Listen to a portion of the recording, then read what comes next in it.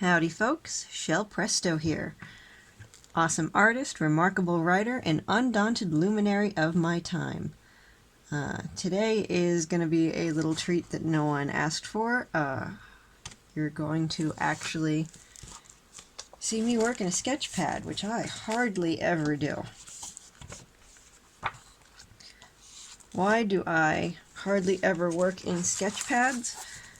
A lot of times when I am just sketching, I end up doing something I really like, and if I end up doing something that I really like, I want to finish it, and if I do it on a sketch pad, that's really hard for me to do because the paper is really thin and I never know what I'm going to do my final piece in. So, you know, if I want to add marker to this, I'm not going to be able to blend very well, or if I add watercolor or water-based pens, well, that's right out. So I don't even remember what I was drawing when I did that. Oh, that was the medieval Medusa piece. I didn't go with this as the final, but I was just throwing stuff down. So why do I know I'm going to draw something today that I don't want to keep? It's because I'm actually practicing something I'm bad at. So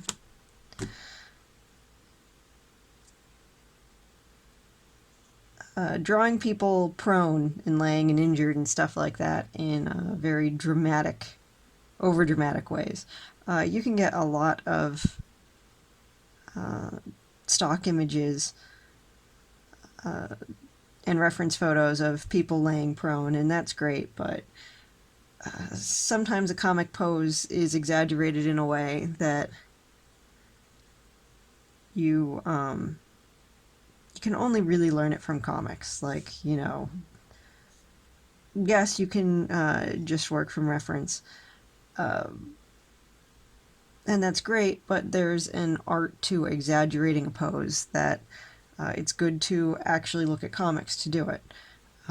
And I know that since I'm going to be attempting to just replicate some of these poses to learn how to do it myself, I'm not going to, you know, finish these or keep these as the finished work. I'm just practicing for the sake of practicing. And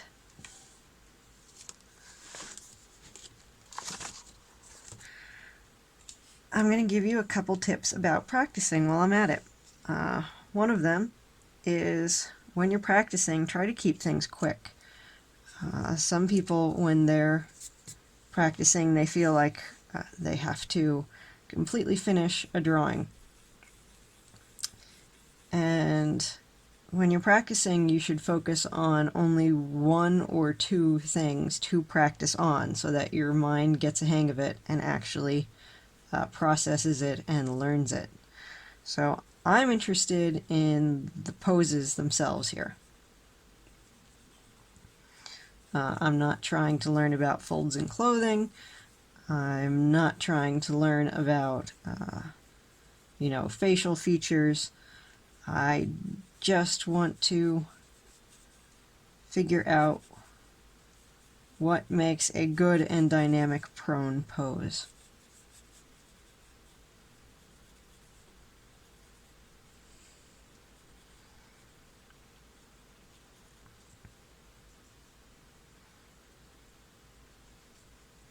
The artist on this cover is Bart Sears, by the way.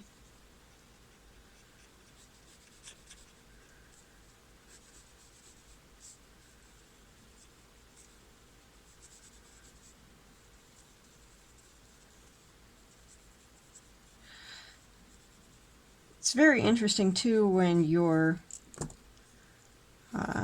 drawing to really look at and consider, not when you're drawing, when you're trying to learn something, you really have to look at and consider who's good at it, who's possibly the best at it. Now, it may sound really weird or backwards, That's my pencil sharpener, folks. It may sound really weird or backwards to say, you know, oh, this guy is really, really good at drawing prone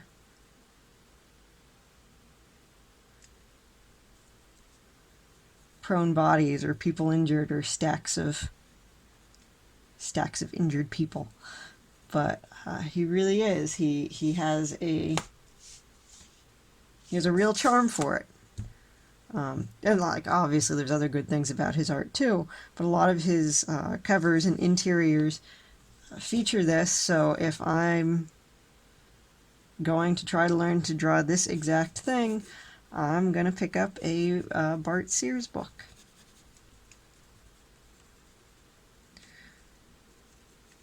And that's lately, for a while I was trying to ink like the combination of John Byrne and Terry Austin, and I feel like I actually got kind of good at it, but I felt like it was limiting. It's kind of limiting me and what I could do. Like I hit a wall just trying to get that feel.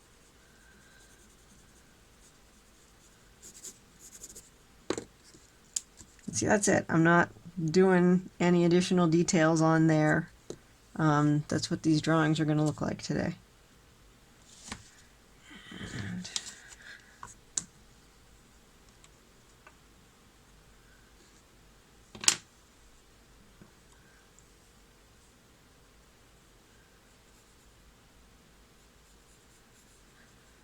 someone asked, by the way, why I keep dice on here. And the reason that I keep dice on here is to try to get the camera to stay focused. That's also why I tend to draw on the extreme right side, because if I move my hand over to the middle too often, and drawing Elastic Man is not going to help me figure out how to draw a regular person, so we're going to skip him.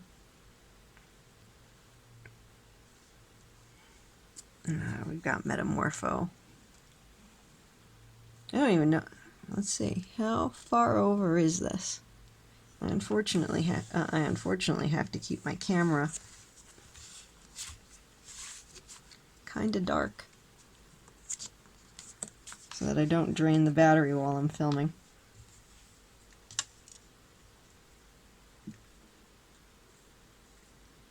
That's why I tend to draw really far over on the right side too, because if I move into the middle too much, the camera starts focusing. Really, I need to get a better camera that doesn't have autofocus.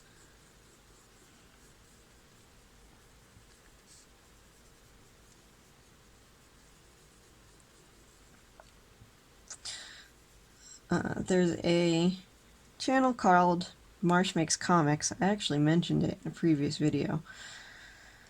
And it's called Marsh Makes Comics. I mentioned it in a previous video. And he does a lot of videos on what he calls a level up sketchbook. And he just talks about different exercises that he does as far as comic pages, working on comic books and comic book style artwork, we'll say. Because even if you're not doing a comic book, a lot of his drawing advice is good. So he has an entire little series going of different exercises that you can do.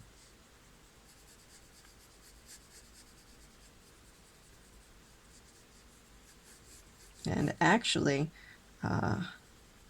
he gave a shout out to me, which was pretty cool.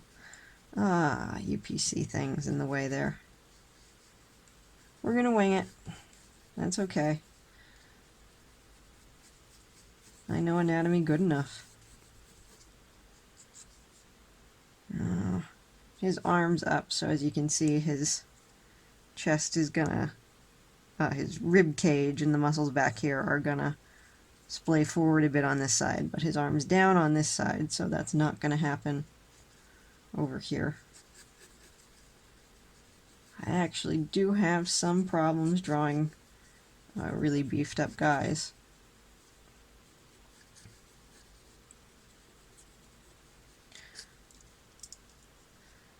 But that's what practicing for muscle magazines is from.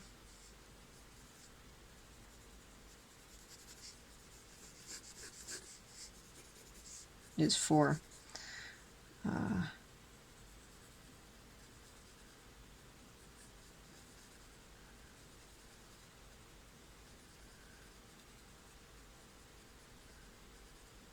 But I had mentioned to Marsh, I hang out on the AAA comic creators Discord channel, or AAA creators, not specifically comic creators, that Marshall Lee has created. And I leave comments on his videos and stuff, and he actually gave me a shout out, which was nice, because I was saying it's great to practice from real life, and it is important to practice from real life, because you want to develop your own style. You don't just want to draw like somebody else. And to do that, you need to try to put your own spin on things too.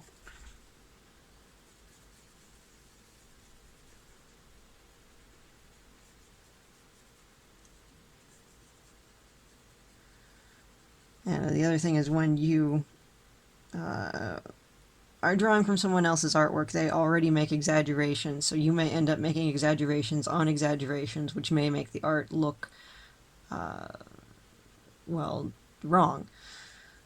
So it is important to draw from life. But there are many poses, especially really exaggerated Jack Kirby style stuff, or Neil Adams is really good at exaggerating a pose and making it look super dynamic. And when you get into stuff like that, you know, to learn to do it in a comic book style, it's good to actually pull out a comic book and look at how other people do it from time to time. So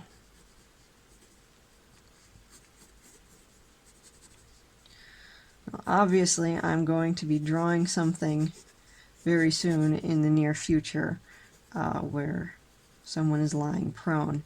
That'll be for the second Martian War Chronicles book, Day of Wrath and Doom Impending.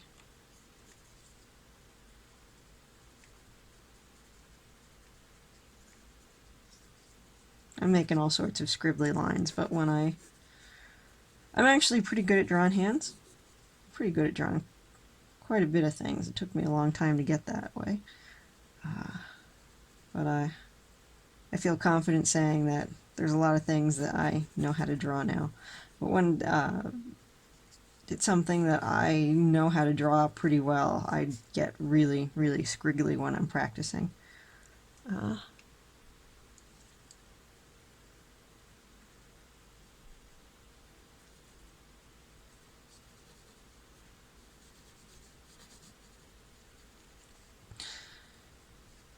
It's a complex question,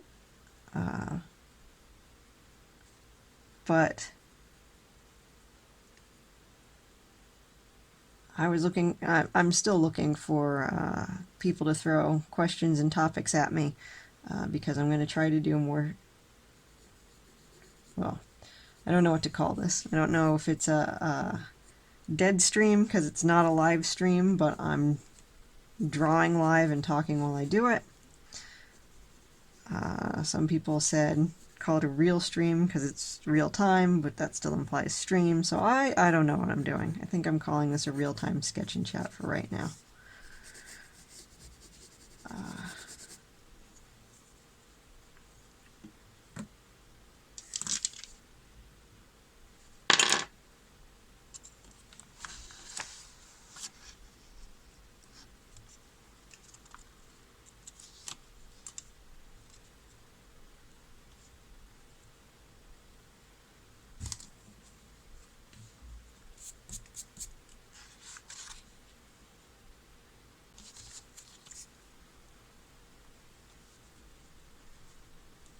I really love how the flash looks there. Anyway, so I'm looking for questions to talk about during these real-time sketching chats. And someone threw out the question. It's a complex question. I don't even know if I can answer it totally right now off the cuff. But someone, Chris, CDX, from one of the Discord channels I hang out on, he asked, what do you do when you feel like, you know, your art's not good enough, or you're not good enough as an artist? And one of the answers to that is practice. It's perfectly normal, completely perfectly normal, to go through phases where you feel like you're not good at what you're doing, where you even wonder if you're ever going to be good enough to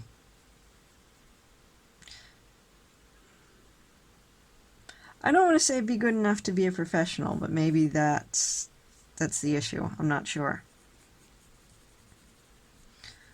I don't know if it's good enough to be a professional or good enough to do what you even want to do. Like, even if you don't want to do art professionally, sometimes you can look at your stuff and be like, you know, why am I even drawing?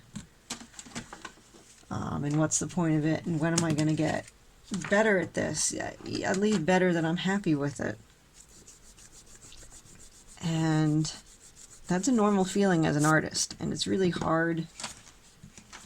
It can be really hard to cope with, but the best thing you can do when you feel that way is practice. And you'll hear people say, and it's actually really frustrating to me as an artist, it was for years and years and years, you know, people would say it, they'd just be like, well, you need to practice more. And that's entirely true, but it's also not helpful, because you need focused practice. You need to take a look at your drawing and your drawings, a whole bunch of your drawings, and you need to look at the art of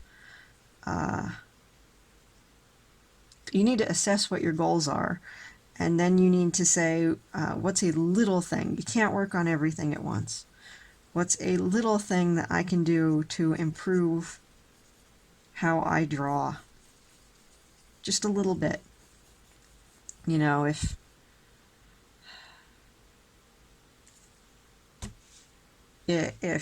you're drawing stick figures and you look at a cover like this and you say, well, I want to go from stick figures to this, and I just want to get good, that's not going to help you. You need to look at one thing at a time. Say, maybe I want to work on poses. Maybe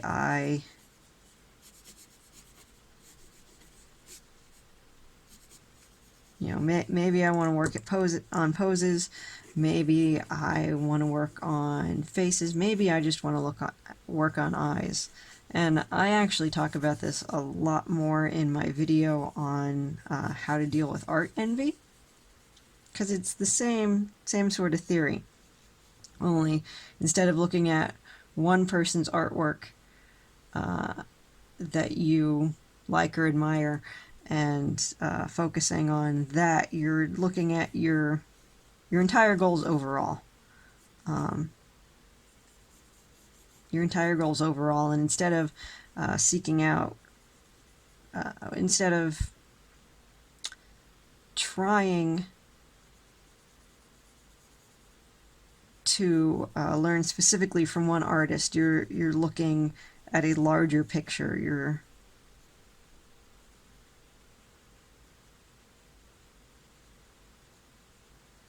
You're looking at your goals overall. So you'll be trying to figure out what artist or what book in particular you have to look at to figure out how to do that. So, you know, on a normal day, I would tell you that I want to draw like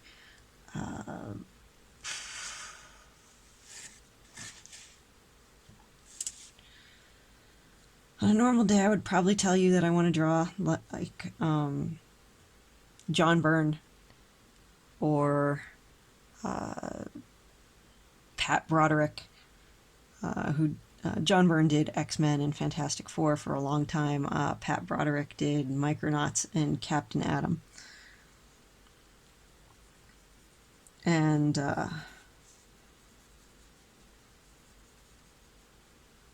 you know, I don't necessarily want to draw like Bart Sears, but Bart Sears is one of the best guys I know who draws people prone, and that's what I want to learn. So that's who I'm looking at today and trying to learn a bit from. You have to not only look at artists that you're, you know, I mean, I really like this art, but I'm not completely head over heels in love with Bart Sears' art. I don't want to draw exactly like him, but there's a lot of stuff about his artwork that I can look at it and say, like, that's really good, and I can take notes from that. So you have to identify where you can go to learn what you need to learn, and you need to identify what you need to learn.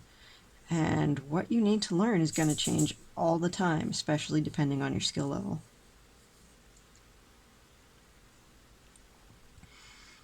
You know, I personally am pretty good at drawing, but I'm not good at drawing lumped up dynamic things like this. I mean, look at how his arms all curved in here, and like that looks super uncomfortable. That's someone threw you and you landed in a heap. That, you know, the person that you're the real life person who's modeling for you is not going to, you know, hold their wrist like that for 15 minutes. So that's where we get to with this sort of practicing from comic books.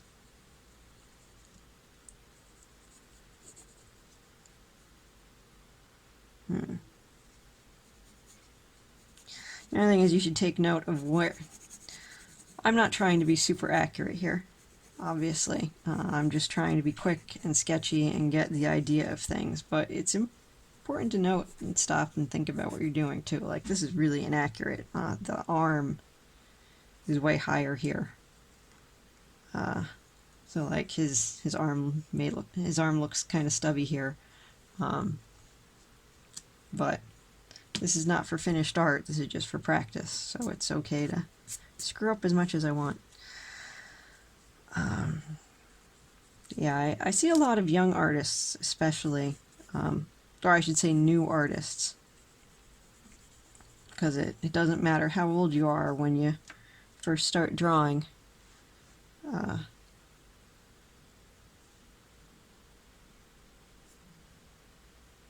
When you first start drawing, you're new at it. Everyone starts at the same level.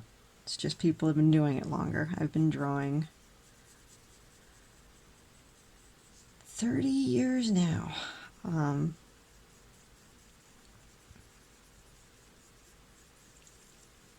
In 20 thinking I want to do it professionally. So, no, 25 thinking I want to do it professionally. So,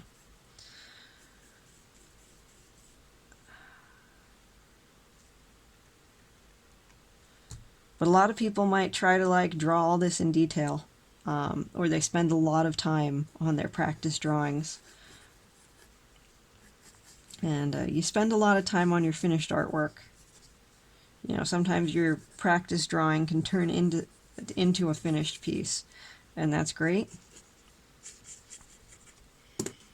But when you're really trying to learn, you want to be fast. And not get lost in trying to learn too many things. Like if you're trying to learn 3 different things in the same day, then that's too much. You're not going to process it well. And the more time you can devote to learning a single thing,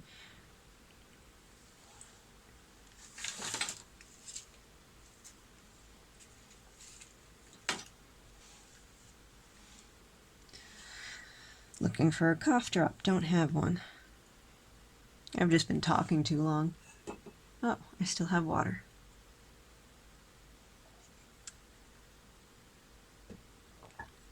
Okay. The more time you devote to a single thing, the better you're going to internalize it.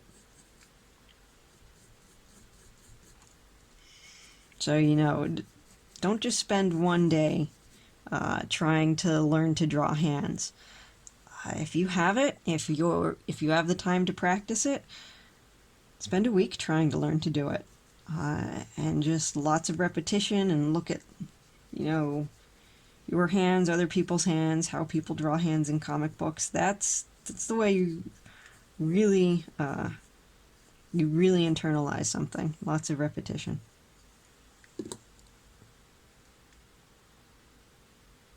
Someone somewhere is going to have a fit because I have my comic book folded over. But I grew up during the 90s comic boom, where like everyone was convinced every comic was going to be worth,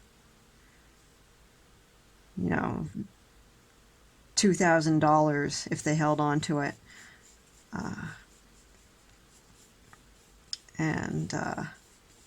Everyone's like, oh, comics are for collecting. I've always treated comic books and action figures like they're for reading and playing. So, I don't try to buy mint comics. I'm not overly concerned with keeping my comics mint. And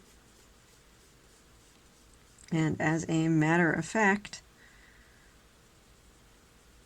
back in the day, I used to seek out really old comics that were really banged up. Like, I'm proud to say, I think you're all going to learn I'm bad with numbers. I own the original X-Men issue where the Mimic fights the Super Adaptoid with the rest of the X-Men. And I think that's 26 or 27 or 28 or 29. And I was really proud because I got it when I was like 11 or 12, and that's a really low number. Like, X-Men's up to 550 or 600 or something now.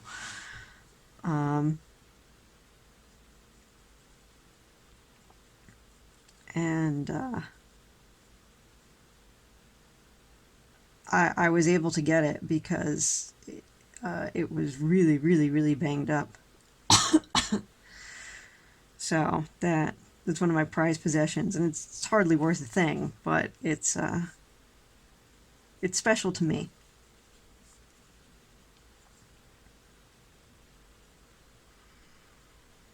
And as a matter of fact, fun story about that, but the guy that ran the comic book store when I was younger, see, now I'm getting distracted by talking to the camera, and I'm not paying attention to what I'm doing because I'm detailing the head a lot here, and that's not what I'm doing. See, this is the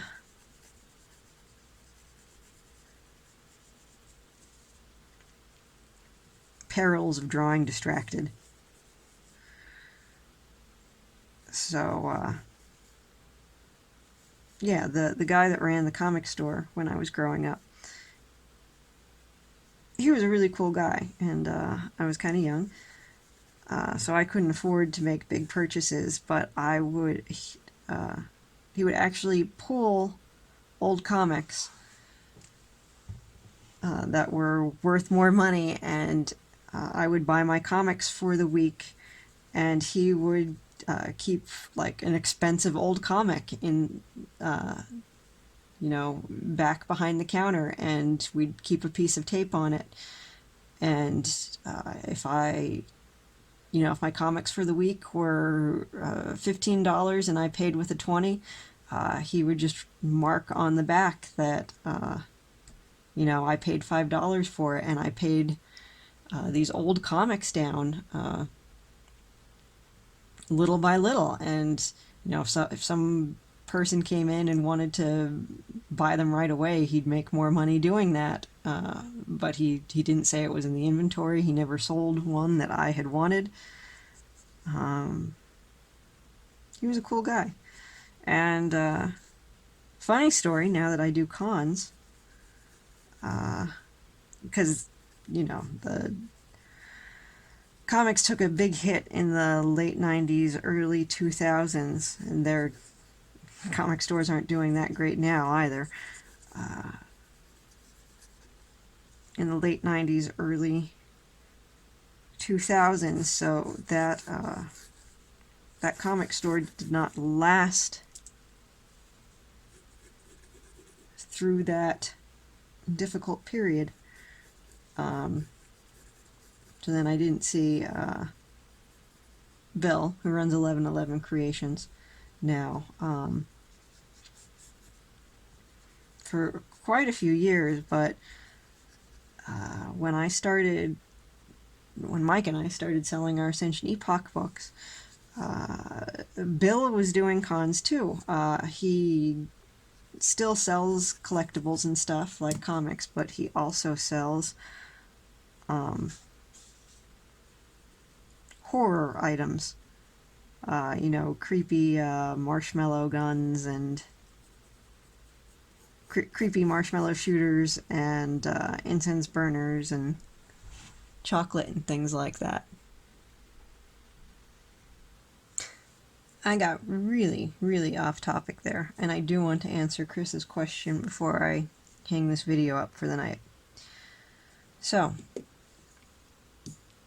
don't worry, I will talk about my old comic shop memories in another video. But getting back to the question of what do I do when I feel like I am not good enough as an artist?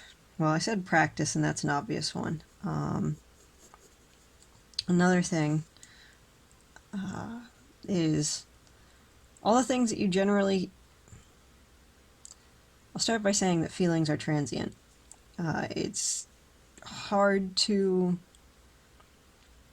keep a strong emotion going indefinitely. As a matter of fact, it's probably impossible. You can't feel one way all the time. I mean, I suppose you could, but in that case, you might want to really talk to someone about that. But usually you have ups and downs, even throughout the same, you'll have ups and downs throughout the same way. You'll have ups and downs for, throughout weeks maybe. You feel really bad about your art for a week or a month, or it comes back or whatever. But feelings are transient. So a lot of times when you're feeling really bad about your art, you can do many of the things that, they suggest you do to lift your spirits in general. You can go out and go for a walk. You can sit in the sunshine. You can pet a dog or a cat. You can call a friend. You can, anything that lifts your spirits a bit and takes your mind off of it. Sometimes, you want to make sure that you practice, and you practice often. Or practice or draw or whatever, if that's what you want to do. It's important to keep a forward momentum going, but it's also true that sometimes you just have to walk away for a little bit. You need to take a break, even a half hour going outside doing something else, and something that can make you feel accomplished too, like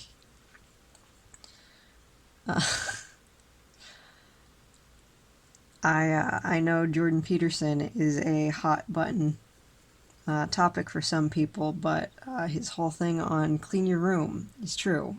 Sometimes when you're just feeling bad about yourself in general, you need to take control of your little corner of the world. If your room is clean, go do something nice for someone. Just,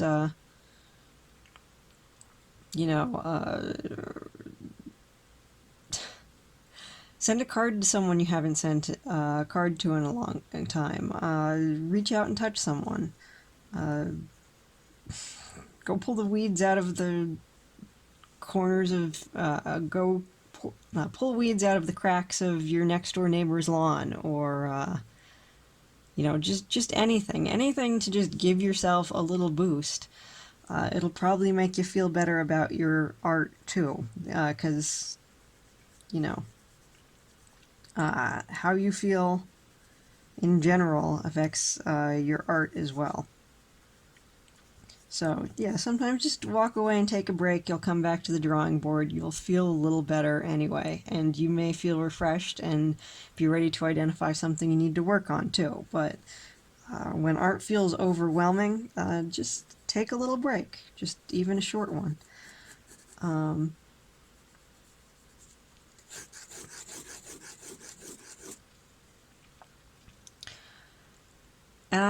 I think another thing is that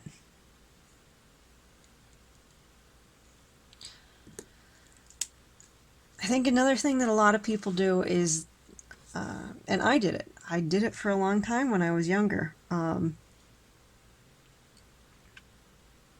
It's possible to set your immediate bar too high. It's like I said, if you're drawing stick figures, then you want to be drawing like this.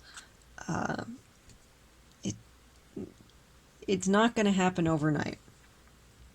So one of the things that you can do is not lower the standard of, you don't want to lower the standard of your overall goal,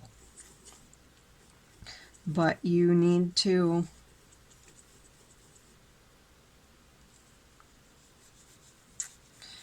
you don't want to lower the standard of your overall goal, but what you do need to do is look at what you can do right now, and also take a look at your immediate goals and say to yourself, is there something that I can do to help me reach my immediate goals?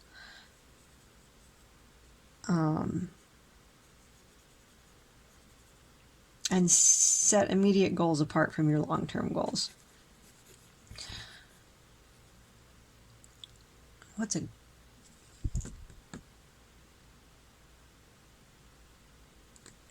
I have a good example for this. Hang on a sec. This is a sketchbook I had when I was 13. And this was the best I could draw then. This was one of the comics I had. I got this somewhere between the ages of 10 and probably between ages 10 and 12. I used to get the collected trade paperbacks because it was trade paperbacks were few and far between. They did not have as many graphic novels as they used to. Now you can get a collected edition of anything, but back in the day, you were not finding copies of Dark Phoenix Saga everywhere. So, you know, oh, there's Neil Adams in here too. Okay, so I was looking at, and I was totally in love with this kind of art.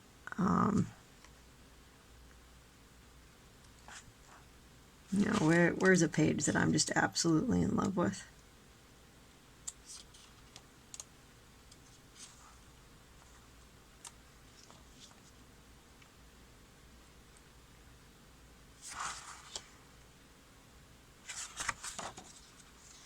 No. Showing you pages I'm absolutely in love with is not the point of this. But here we go. I really love this action sequence. You know, you've got the detailed faces here, and then you've got the X-Men falling out of this plane, and the poses are so dynamic. I mean, I didn't even know how to go about making anything like this, and I wanted to draw like this. This is how I wanted to draw, and that's the best I could do. And I got in a real rut, and it was hard, and I was You know, this spread is beautiful. You know, you've got all the people in the background. You've definitely got this huge understanding of anatomy to do all the muscles on these characters. That always gave me a heck of a time. And that's what I can do. That was the reality. I was not going to go from this to this overnight, but I wanted to be telling stories. I wanted to be doing more dynamic poses. You know, I wanted to learn to draw better faces. I needed to work on everything. And this was the point in my life, too, when I just first started to discover manga and anime and all that. And people aren't going to like me saying this, but it's true. And it's not true for every manga artist. Some manga artists are outstanding. But manga is easier to draw than American comics, for the most part. You can get away with more because once you start really warping the features, it gets easier to draw. And the reason that happens is because once you start warping features, the more you warp them, the more you warp features, the less people are going to notice when something's wrong. If you draw the eyes huge and the nose small and the mouth small on a character, if you make the nose too small, no one's going to know because it's way, way, way smaller than the eyes. So consistency then becomes more important than actual anatomy. Whereas if you draw close to real life and you don't get it quite right, that's when people start saying like, oh, well, I notice your nose is too small, or your eyes are, you know, too big, or something like that. So the closer you get to realism, the harder it is to draw and not have people notice your mistakes.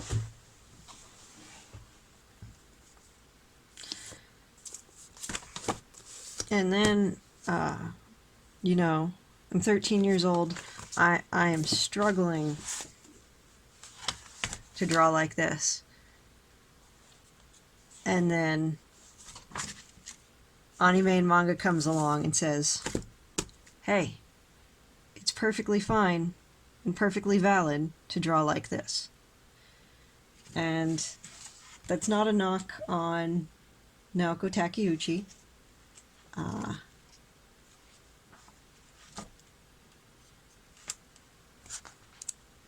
But, you know, there's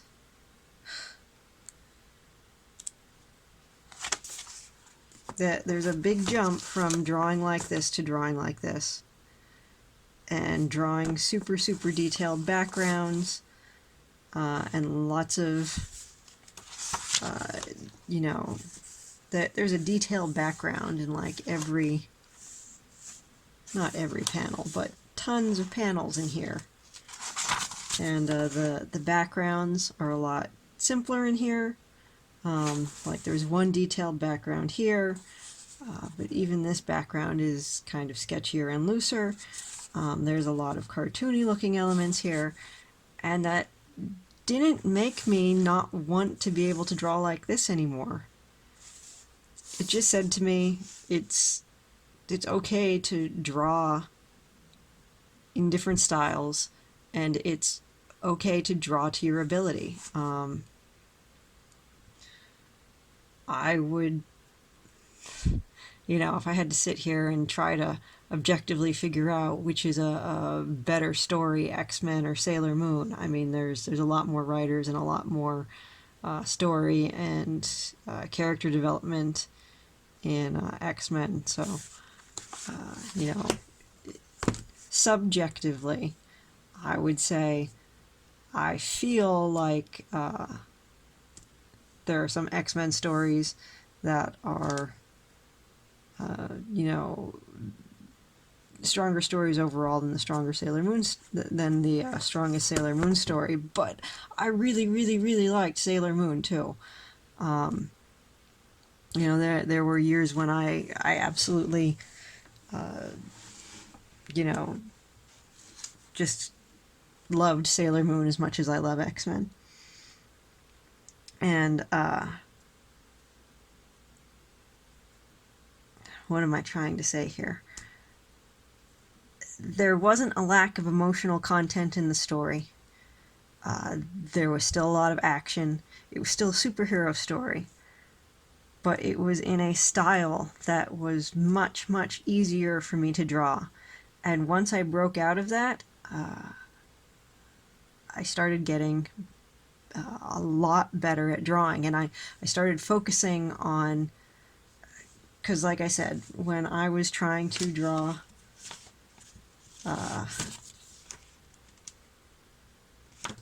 you know, American style, there was so much to focus on. There was so much I had to get better about, that once you took away, like, oh, well, getting the anatomy absolutely perfect, you know, the elements of realism, the detailed folds in the clothes. There are not detailed folds in these clothes. Once you started stripping that away, I actually was able to focus on things that, one thing at a time. And I was able to focus on, you know, gestures and posing and things like that. I actually have one of my really early sketchbooks here soon after that. Let's see.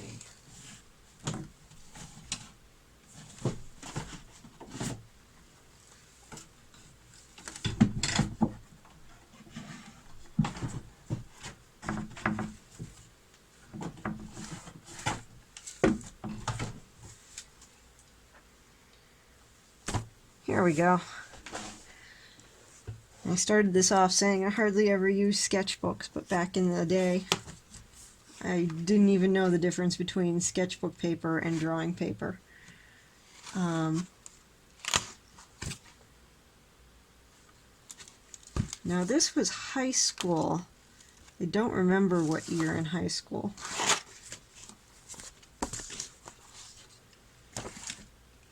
I don't know if this was oh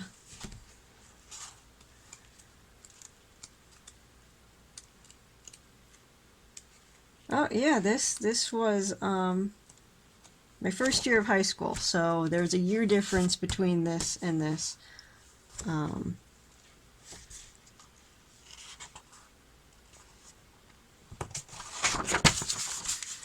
And you can see even on the first page,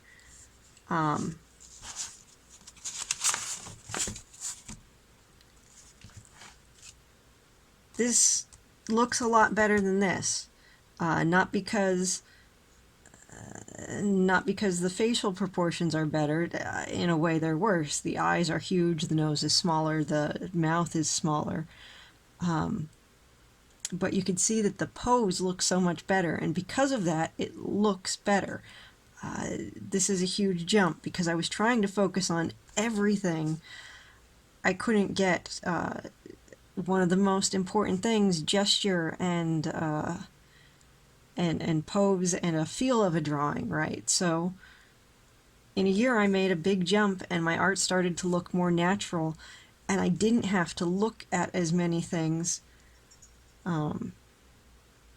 Like it used to be when I was back in this era, if I wanted to draw an action pose, I had to look at an action pose and I had to draw it verbatim from a comic book, and I just had to copy the image. I didn't even know where to start in making my own poses.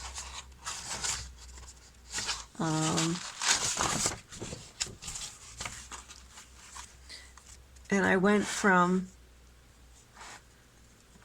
I made this pose up entirely. I didn't look at anything. It's still a clunky pose. It still has a ways to go. You can see the anatomy is really stiff there, but this is a big jump forward compared to this.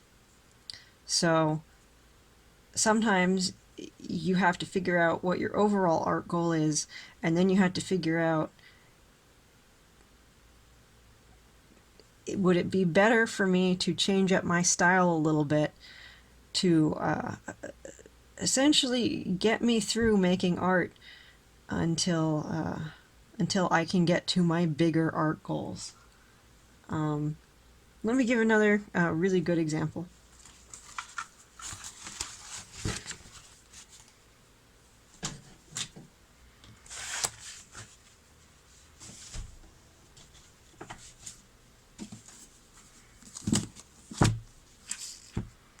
This is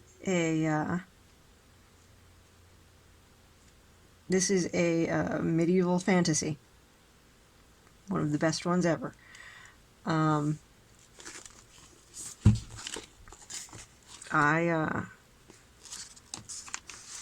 keep this by my desk all the time because I think this artist, let me double check which artist it is. There's a lot of good artists in this book.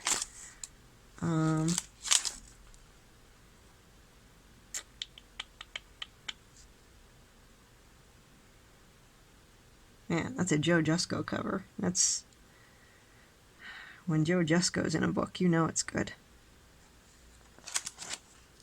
There we go. Ernie Chan. I bought this book entirely for Ernie Chan's artwork. Let me see. Where is he at in here? I want to make sure I show the right artist. Yep, here we go. This is an Ernie Chan one. I mean, just look at the detail in that. That is ridiculously detailed. There's so much mastery of anatomy and perspective and texture. This is a great medieval fantasy story.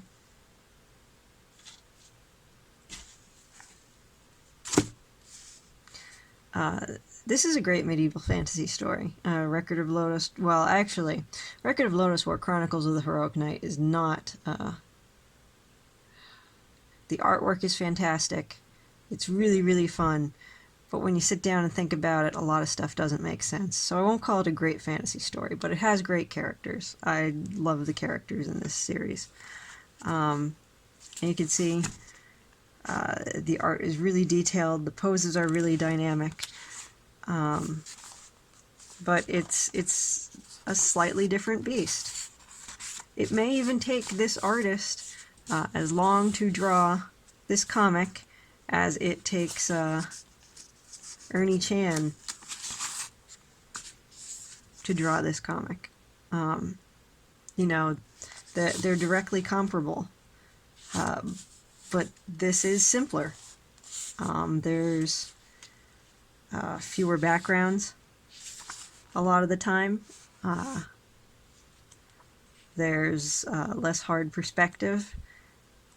And I'm not saying like, oh, I don't think this artist could draw as well as this artist, because there's some stuff in here that, you know, just blows my mind, and there's interesting, you know, there's interesting dynamic poses, and you know, he shows full shots of castles and hard perspective in here too. There's a temple. I mean, that's really good art. But it's still a little simpler than this art. And they're both really good medieval fantasy stories.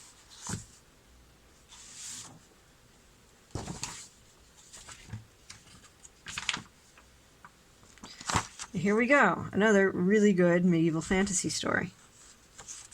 Record of Lodoss War, the Grey Witch, is the most superior of all the Lodoss stories.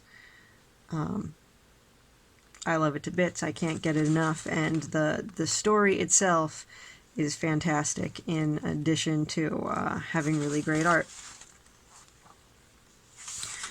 But you could look here. Now, obviously, there's a lot of detail here in that you know, the line work and the hatching is quite impressive. There's elements in this that, you know, I would really love to be able to draw this way. But my point is, these two things are telling the same story. and I say the same story because Record of Lodoss War and Record of Lodoss War. But you can see this is a little less detailed than this.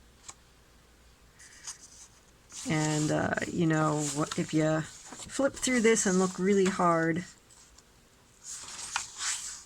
like say this pose here, like this leg is really stiff, this is not the best drawing in the whole wide world, but it still tells a really good emotional story.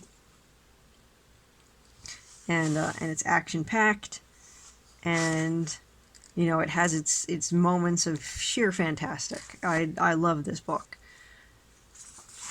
And what I'm trying to get at is both of these stories are telling fantastic medieval fantasy stories. Both of these are really good. But if your goal is this, and you can't draw this yet, maybe you want to think about dialing back your style a little bit so that it meets the needs, so that you can put out something that you want to put out now. And, you know, I bring up Adventure Time a good bit, but it's true. Adventure Time is gripping. It's not exactly medieval fantasy, but it's, you know, run around, beat stuff with swords story. And it has monsters and creatures in it and stuff. And that, too, is compelling storytelling. You know, Nodwick created a lot of characters. That's a comic that ran in a D&D magazine. I can't remember if it was Dungeon or Dragon. I think it ran in Dragon magazine. And it went from a comedy strip into it stayed a comedy strip, but it had more serious plot lines and some good character development in it, and it was drawn even more simply than this. So if what's holding you back is the end goal, maybe look at adopting a style, even temporarily, to just get you where you need to go. For right now, so that you can be putting things out and feeling good about what you're doing and focusing on one thing at a time as you get better. And that is why I am not particularly good at sketch and chats, because I lose the sketch element of it, because I do want to make a point with these videos too. So, alright, I hope that helped Chris. I will link to Chris's Instagram account in the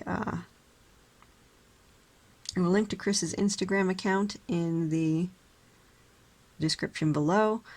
Thank you for asking the question, Chris. Chris does pretty awesome small landscapes. You know, I never specifically asked what medium he uses, but if I had to make a guess, I would say oil pastels, small oil pastel pieces.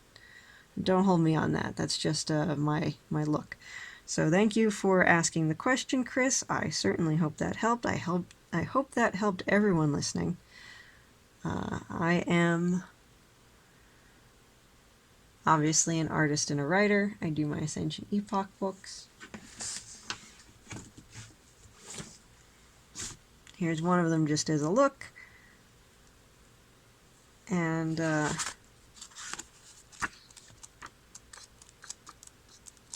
just wanted to mention that in case you guys wanted to check out any of my work. And you know, I've never done a flip through of these books. See, I'm getting distracted again.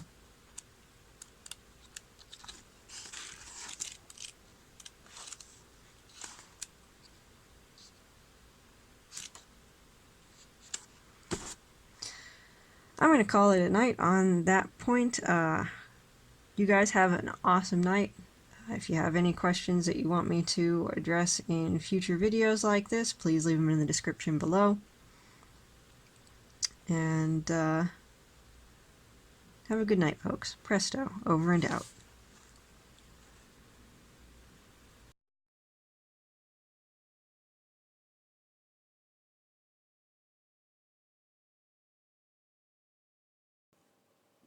Doing this video made me really wonder what it would be like if you could show your younger self the way you draw now. I have to wonder, would I be relieved? And if I was relieved, would that make me work less hard to get where I was going? I've met an awful lot of people who wanted to draw and felt like they wanted to draw very badly and quit. But I've never met someone who put time and effort and practice into drawing and didn't get better and better and better. It might take you years, and that can be a little scary, but if you put in the years, you will get better. And in the end, I think I'm glad I didn't know in advance what any of my drawings would look like, because it's really, really exciting to just kind of see what I create. It's all about the journey, folks. Keep drawing. Presto. Over and out. Farewell and adieu to you, fair Spanish ladies. Farewell and adieu to you, ladies of Spain.